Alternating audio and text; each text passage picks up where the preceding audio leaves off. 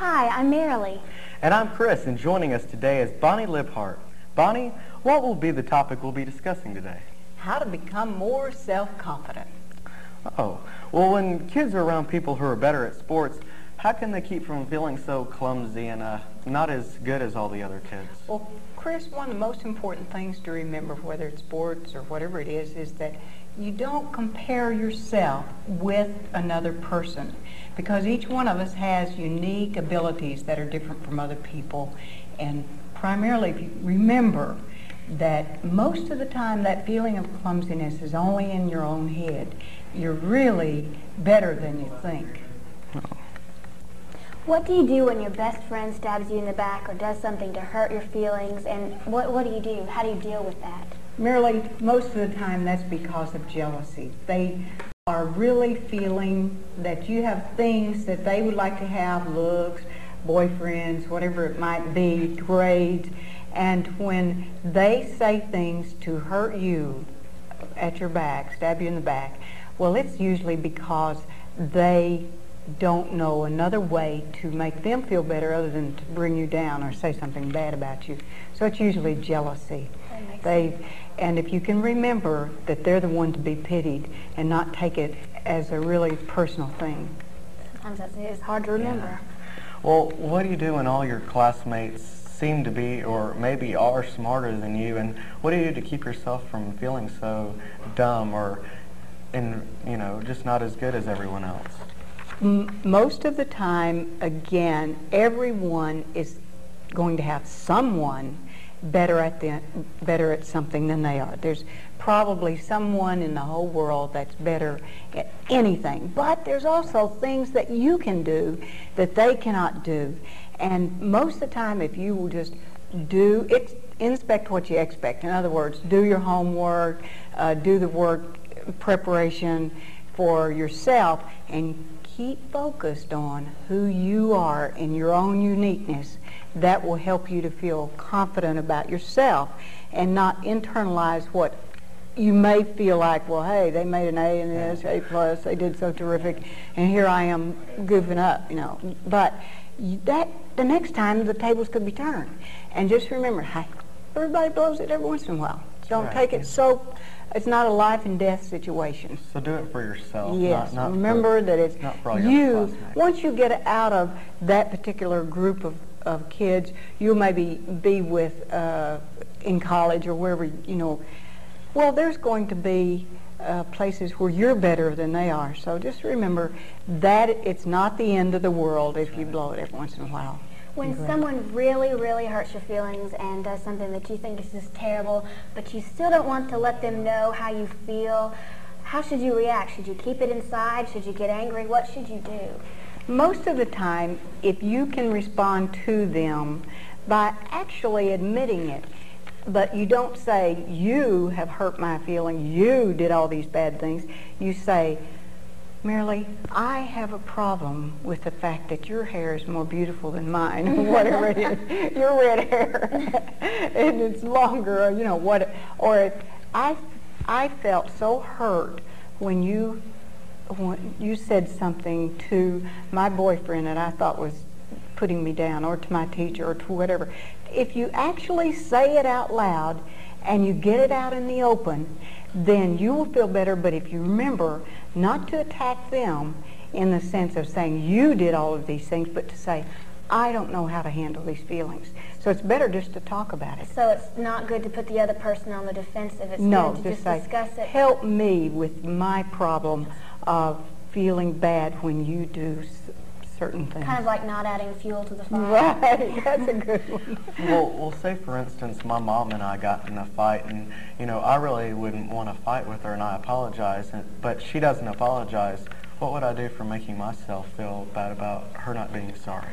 Actually, she loves you very much. You'll probably never find another human being that will ever be alive that loves you more, most of the time, than your mother and your dad. So when this happens to her, you can go ahead, because you want to keep peace in the family, you can go ahead and apologize to her and say, I'm sorry I didn't make my bed, I ran the car into the, whatever, whatever it's happened that she's very upset with you about. But it could be that it would be something where you could say, Mom, I really feel like you were partly at fault too. You gave me the keys and let me out of that. Whatever it is, you actually ask her to apologize to you. You can do that without actually using the word apologize, but I would feel better, Mom, if we could talk this through. And you have to ask, bring it out in the open, because what happens if you keep things inside of you, your mom or dad may not even know that you're hurt. Right, so make it a mutual thing. Yes, Okay. and bring things out into the open. But again, taking it, saying, I know I'm young and I do things that, with your experience, you can kind of little PR work, relations with your own mom and dad, you know, and say that you've done a lot of things, been around a lot. How do you think I should have handled it? I'd like to get your opinion, Mom. Speaking of After parents, she picks herself up from the floor. Yes. speaking of parents, if you have brothers and sisters, siblings in your household, and you feel like your parents treat them differently than they treat you, how should you deal with that? What should you do? We're not always going to be treated the same. There'll be times when, okay, Chris his parents have spent a lot of money for his braces, and maybe, do you have brothers and sisters? Yes. Yeah, okay, and so maybe none of them need braces, we would say. That could be a possibility, and you think, well, you're spending more money on them, or there are things that can happen where it appears that they care more for your brother or sister, your siblings, than they do for you. Most of the time, by the time you're maybe in college, it has all balanced out. And possibly they aren't really thinking more of you than they do. And if they do, hey, it's their problem. You know, you have to sometimes say, if your dad loves the baby sister or the baby brother more than mother does, it's not anything you're probably going to change, but just say, hey, I'm a nice person. I got the three. So you can handle it by just remembering, again, the uniqueness of you, and not to be concerned about allowing jealousy of what appears to be how other people are being treated, your own sister or brother, better than you, and not let it eat you up. Well, what is self-confidence? Well, that's just a feeling that you can handle whatever comes up. It's sometimes you have to act as if. You don't really know that you can, but it's just like in karate, they always have them to yell real loud when they're going to break the bricks or whatever. I think that many times, if you feel insecure, you walk into a room with a lot of other kids, especially they're going to have going back to school parties and so forth. If you will be the one to initiate, go up to another person, try to make that person feel more comfortable, then you will appear to have a lot of self-confidence, even though inside of you the butterflies are not in an order. They are very just tumbling all around So inside try and of you. open yourself up to people. And actually talk louder.